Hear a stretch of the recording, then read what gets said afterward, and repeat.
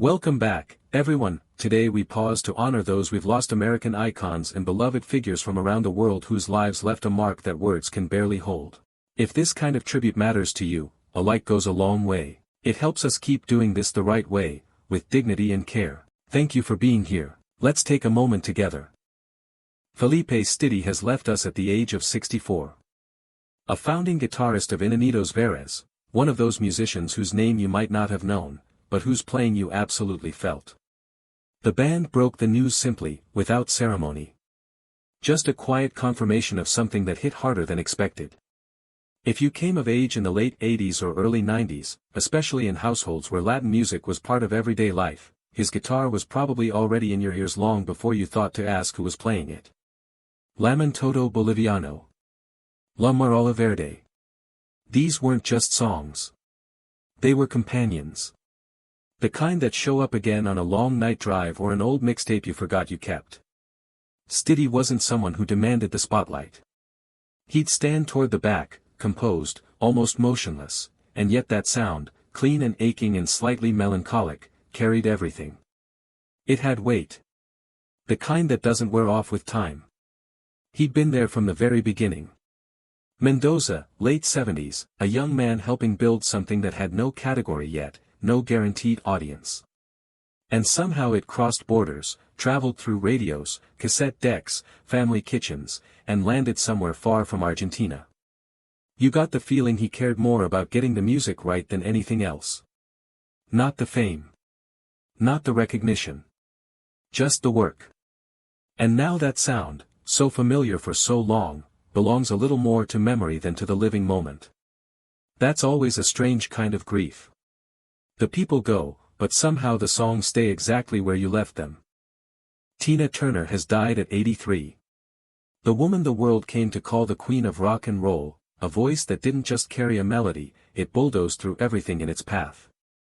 The news came from her representatives, quietly confirmed from her home in Switzerland. Far away, and yet somehow it felt like something shifted right where you were standing.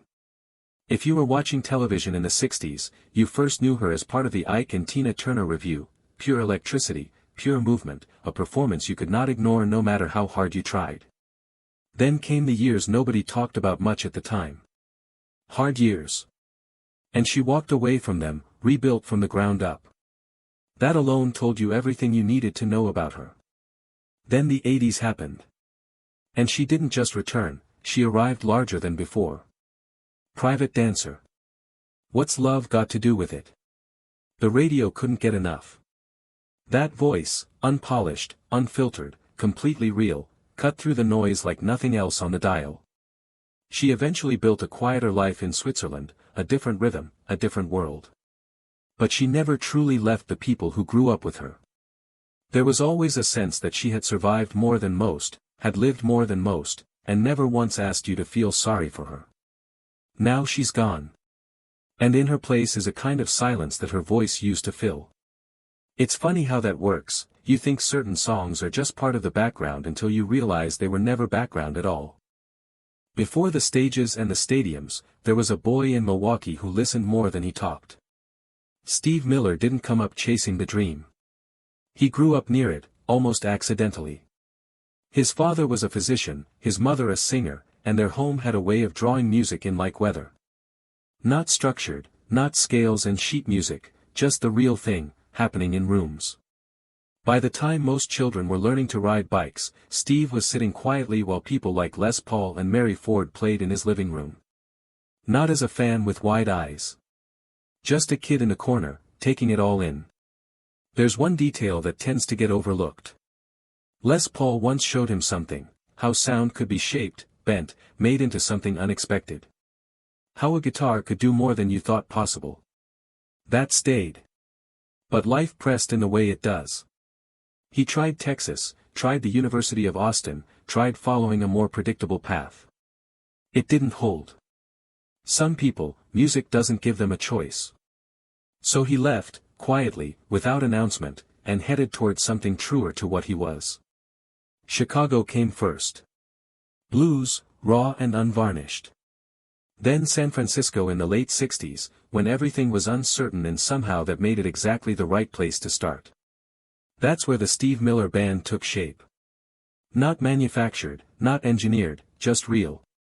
And if you listen back to those earliest recordings, you can still hear the kid from Milwaukee in there somewhere, sitting still, learning how music breathes. The success didn't arrive all at once. That's worth saying because people tend to remember the highlights and skip the years of searching that made them possible. The late 60s albums had a quality you could sense, but they didn't break through. There was experimentation, there was blues threading under everything, there was a sound still finding its edges. Then the 70s showed up. By 1973, the Joker changed the air. It wasn't complicated, that was entirely the point. Some people call me the space cowboy. You didn't need to think about it. You just let it in. And suddenly Steve Miller was everywhere. Fly Like an Eagle in 1976. Book of Dreams in 1977. These albums became part of people's actual lives, not just what was on the radio, but what was playing the summer they drove cross-country, or the year something important changed. Take the Money and Run. Jet Airliner. Songs that never asked for your attention and somehow got it anyway. But success reshapes the space around you. More pressure, more expectation, more machine. And Steve wasn't built for that noise. He wasn't an artist who fed off chaos or chased the next headline. There came a point where the industry around him had grown larger than the music inside it, and that felt wrong to him. Because underneath all the easy melodies, there was still someone trying to protect the original thing. The reason it started. Not everyone manages to hold on to that. Here's the chapter that rarely gets told. Not the ascent, not the catalog, but what settled in afterward. By the early 80s, the landscape was changing quickly. Music was getting louder, faster, more visual. The sound Steve Miller had spent years crafting, grounded, melodic, unhurried, started to sit outside what the industry was reaching for. And he didn't run after it. That matters. He didn't reinvent himself to stay in the conversation. There were quieter years. Albums that didn't move charts the way earlier ones had.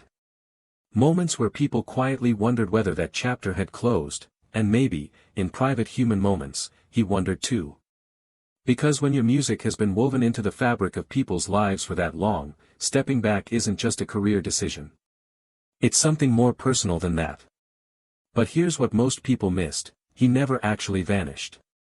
He just made different choices. Touring when it felt right. Protecting his catalog. Letting the songs exist without squeezing every last drop from them. And something unexpected happened because of it. The noise faded. The music didn't. The Joker, Fly Like an Eagle, they stopped belonging to an era and started belonging to memory instead. To the people who aged alongside them. Who heard those same notes years later and felt something they couldn't quite explain.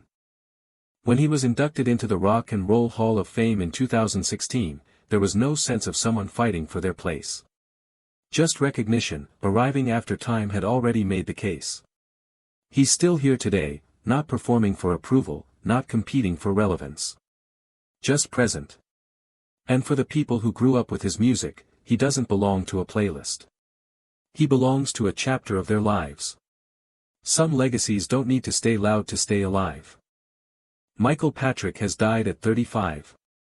A theater actor in his bones, known to some for a brief appearance in Game of Thrones, but known best and most truly by the people who watched him work on stage. His passing was confirmed earlier this week. The news traveled the way theater news tends to, quietly, carried by those who were in the rooms, who witnessed what he brought to the work. If you ever sat in a small venue somewhere in the UK over the last decade, you know the kind of actor he was. Not showy, not performing for the back row at the expense of the truth in front of him. Steady. Present. The kind of actor who listens as fully as he speaks, and that is genuinely rarer than it sounds. His moment in Game of Thrones might be the first thing some people reach for, a small part in a show that consumed the cultural conversation for the better part of a decade. But that wasn't his home. The stage was. There's a particular kind of actor who chooses that path deliberately. Smaller rooms. Real audiences, right there, no distance, no second takes. Fewer headlines, but something more direct. He was still building. Still becoming whatever the next chapter would have been. And that's the part that sits heaviest, the sense of a life that was mid-sentence. A trajectory interrupted before it could show us where it was heading. The stage goes dark for everyone eventually. Just not always this soon.